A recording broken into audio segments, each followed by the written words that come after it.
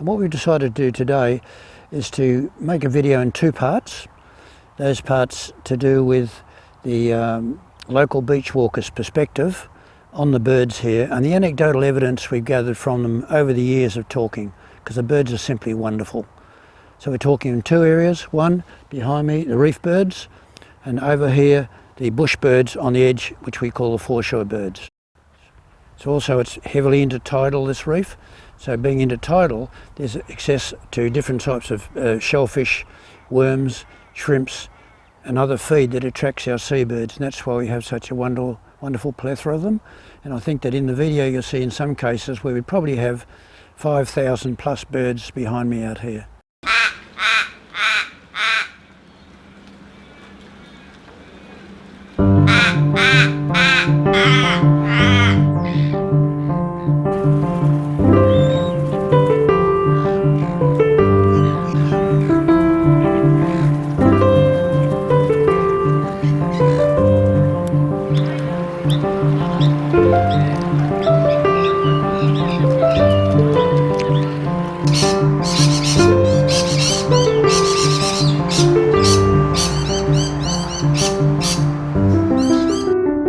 The first bird we're going to talk about is the rainbow lorikeet, and we've got some of these wonderful old images to show just how much our perception has changed over the years. Today we're very realistic, and here we've got a lovely pair of rainbow lorikeets, rainbow scaly. There's another one in the banks here, and there's lots of variations, and they actually get drunk on the nectar from the banksia flowers. Now what they're doing there is they're digging a hole to make a nest. And our banksia trees obviously be too tough, except there's a beetle called a longicon beetle. The beetle digs in deep and rots away the inside of the trees. So these little guys can very easily dig a beautiful nest. Most magnificent birds you'll ever find around Bayside, and we're so fortunate to have them in teeming numbers. Beautiful thing. But here's something remarkable that's been happening. The scaly lorikeet, which we thought was a separate species, is now cross-merging quite often with the rainbow lorikeet, and we're getting that remarkable little bird like this around Australia in many, many places. Now this next segment has got to do with our local, what we'd call crows, but in fact they're the ravens. People mostly call them crows, but it's interesting that crows have 5 words. Those 5 words, when they bleat, they go 3 times means they're hungry, 4 times means they found food, and when there's a danger around they call 5 times, so it's quite interesting. Here's a batch of babies, all brought down to the reef earlier this year, and they were just lovely, lovely. Anyway, we call a batch of ravens an unkindness of ravens, and that's because they're associated with not looking after their children. And a batch of crows is called a murder of crows.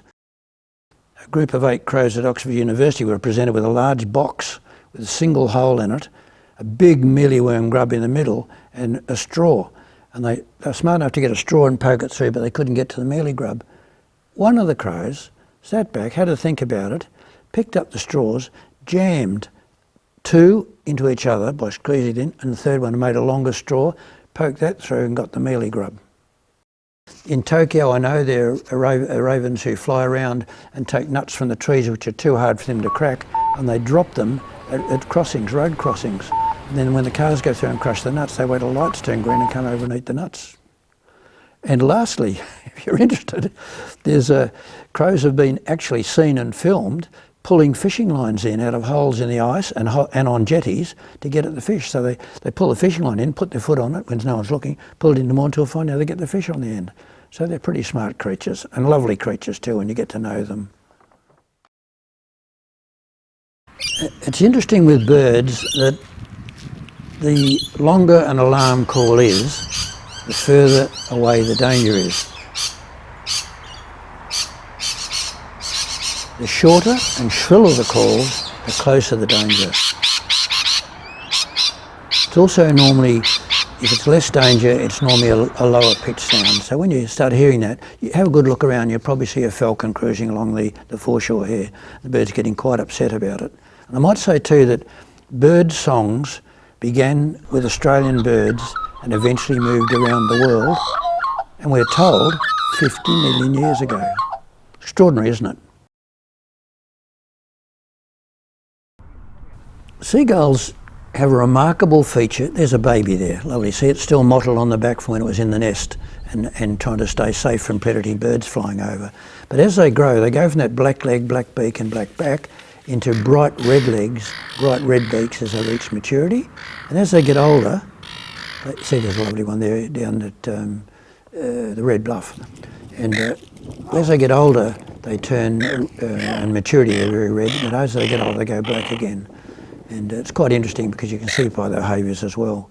But the interesting thing is about them, well, someone tells me they sound like teenage girls or gulls, but they certainly do, and they're loved by children and everybody. Everyone loves seagulls. Kids run amongst them, throwing bits of bread over their shoulders. They're a wonderful bird to have on our foreshores. But one thing they do that's quite remarkable is they're one of the very, very few creatures in the entire world who can drink fresh water and salt water with impunity. We drink too much salt water, we dehydrate faster, we die faster, no matter how thirsty we are. But seagulls have behind their eyes two glands. Those glands process salt water and extract the salt, and the fresh water drips into their system. And guess what they do with the salt? They snort it out their nose. I've never seen it, but I'd love to. They're not really seabirds as such, I gather, because apparently they won't put their heads underwater. So if you've got a little bit of fish down, just a little too deep for them, they'll flounder and shout and squawk and run around in circles. They like broken fish on the surface when the shoals are coming through and the porpoises are getting amongst them, the barracuda and other things. So, but they're lovely birds, and they're the background of everything we do on our foreshore. Gannets are our next species to look at.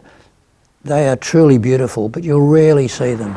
It's very, very hard to catch up with gannets, but there they are, just off Mentone, this one further back to the left from the Ricketts Point area that we've been mostly doing our filming. They're diving into the water. Now, they're diving in, and underneath bait balls are being created by predatory fish and dolphins. These guys see them, they dive into those bait balls and hit the fish. But what's really cool is, someone said, well, why don't they break their necks? They've got long skinny necks. Well, so happens they've got lightweight heads and shock absorbing necks, so to be able to handle their steep dives into the sea to catch fish, especially when they're shoaling in large bait balls. They're routinely seen off the coast.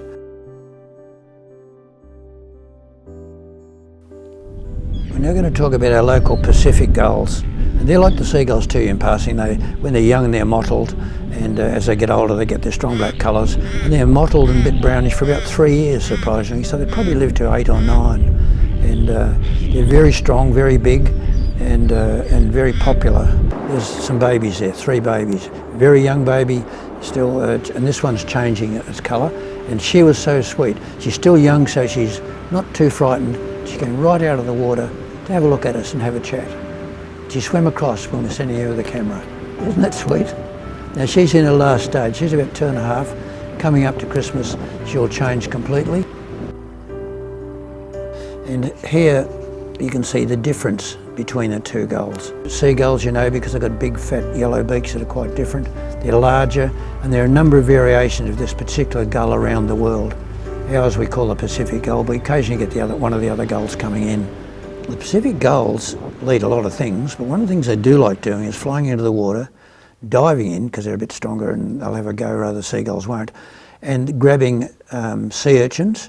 They lift them up into the sky and then drop them down onto the rocks. If not, if they don't break, they'll hold them with one foot and they'll peck a circle around the top of the mouth area of a sea urchin and eat up the roe. And you'll often find those little dried sea urchin shells on the beaches, and you know that they're our wonderful Pacific gulls about. And they like mussels as well as kelp and things. But mussels, they really can't crack open. They have to be dropped, so it's no good them pecking at them. But they'll drop them from height again and again. Pelicans are probably the most exciting bird that people see and point out when they cruise past. Wonderful, wonderful creatures. And they've unfortunately got a few problems with us here. They've got an easily broken top beak, it's soft, and also they grab fish off people's fishing lines. The problem is that when they do that, they'll often snap the line and they have a hook caught in their belly. I did a course years ago on catching the pelicans, holding their mouth open, putting your arm down their belly and feeling around and removing the stainless steel hooks.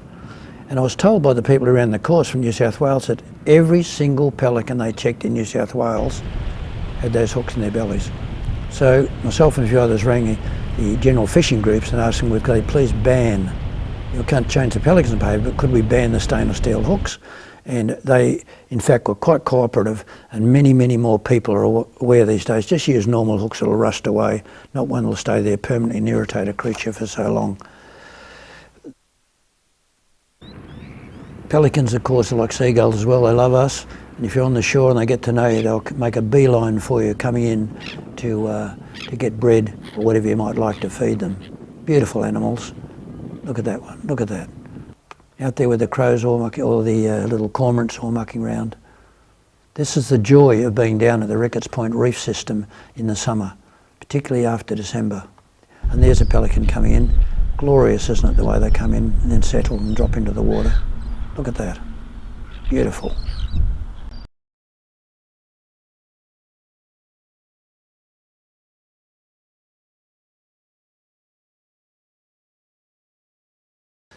Here's another shot with this 1890s painting, and you can see that people actually perceive things quite differently to what we do today. We're far more realistic in our view. This guy coming up has got a black band and a white number on it, and that's for males. Some of them are when they're banded, and the girls have white bands and black numbers. And up here, classically, there's a result of swans being about because that's the Zostera mulerii seagrass that they pull out to eat the white part on the bottom, which they chew off. They then poop in the water, and I thought, well, that's a bit rough, but because they've got to do it somewhere. But the thing about it was that the poop is very solid, about the size of my thumb. It sinks to the bottom into the remaining seagrass and slowly dissolves, fertilising for the next seagrass season, so it's lovely. They have lovely things as well. Here, they're standing with there's a girl going past, and I think in this shot, we've also got in the background, I can't quite see him yet, a male that's coming up as well with the black band and the white numbers. That's them. The shallow water, obviously, his neck's long enough to get into the Zostera mulerii seagrasses, which you'll then be talking about, and that is a rare and beautiful shot. Now, recently, we found a mother down there with 7 young, so she was a very lucky girl. And here's a very, very unusual shot of a young cygnet who'd decided he just wanted to settle on the beach right in the spot that everybody walks through. So you've got to be young to be that naive, but you couldn't tell what it was. You'd think it was a big football when we came up close. And what you'll often see on the beaches, there's swans standing up with one leg or 2 legs. You wonder why they get onto one leg? Well, that's their temperature control. A swan is so well feathered to protect itself against the cold that it has a lot of trouble getting rid of heat on very hot days, and needs to cool off sometimes as well. So depending on whether their legs are in the water or out on the rocks, and whether their legs are exposed fully or they've sunk down over their legs, allows them to completely control their temperature, because the heat can leave those exposed legs but can't get through their feathers.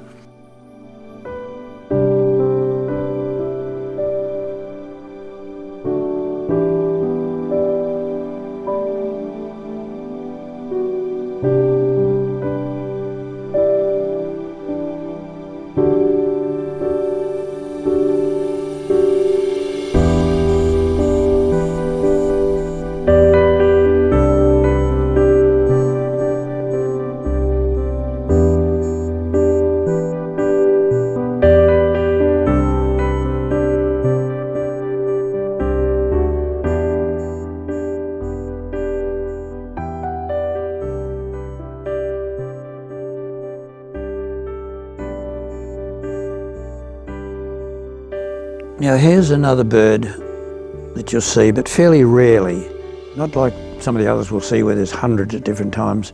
He's a fairly solitary creature. He's a white-faced heron. They have a couple of other names, but that's the easiest name to remember because he's got a white face and he's a heron. Look about him. This one's called Herbie, and he has real attitude. I've seen him fly into spots where there are birds everywhere, and then there's 2 or 3 spots that are quite clear. Herbie will circle, pick out the one that's most crowded, and land in amongst everybody, causing total consternation. He's been a problem for years and he's still down here at Ricketts. Say hello to him if you see him. What he's doing at the moment is he's working through the shallows, bringing up the little shrimps and things that are in the mud by shaking his feet in the mud, and as they come up then he has a bite. So he's got a good eye, and he's a great character. There, he just got one. He's going for another. As we say, we call it leg shuffling, but Herbie's got a lot of character to him. His mate normally arrives about December and departs in January, having had enough of him. Now, worldwide, these herons are about, and they are also smarter than you think because they've learnt to fish in a remarkably different way. They actually fly to the shore, grab insects in their beaks, come back out and drop the insects into the water. And as soon as an insect gets onto the water, of course it shakes and fusses around and is out in trouble. Herbie, or his ilk, will then dive straight in and grab the fish. So they actually go physically fishing.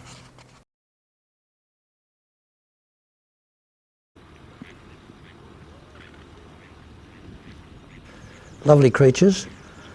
The early image here is an R-rated one. They certainly don't mind if anyone's around the place watching. And they're mostly crested terns. You see that crest on the male's head? The female's got crests too, but hers is down. When they get excited, up go those crests. The young are very much like our sea gulls in that when they're young they're very speckled, and you see one or two speckled ones in there if you look hard, but they do get together in big groups in the off-season just to be sociable. After sea gulls, there's a young there, beautiful isn't it, to know that they're young. That would only be about 4 months old. Even his little crest has barely begun to appear. Most of the young tend to get together too with a few adults around the place just keeping an eye on them. There's no parents around the world who can trust their kids on their own, and the birds don't seem to be much different. But you can see that, look how many. That's on the Ricketts point at the right time.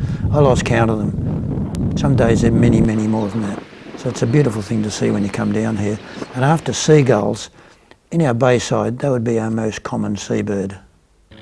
It's interesting too, when they go out fishing as terns and dive under the water and come back to feed their young who are waiting in those big bunches of birds, they can actually locate their own young by their cries. So they all start crying and they listen to get the right cry. When they get the right cry, that's the one they dive into amongst a big conglomerate of birds and shove a fish or two down their mouth. That's fairly common around the world, we think. Well, we hope you enjoyed this video, and we truly hope, like us, you enjoy these birds, which are a wonderful attraction for our community. We'll soon begin filming part 2, and when we do, we'll place a lot more concentration on the threats to this wonderful asset of ours and what we might be able to do about it. So thanks for watching. We look forward to seeing you soon with part 2.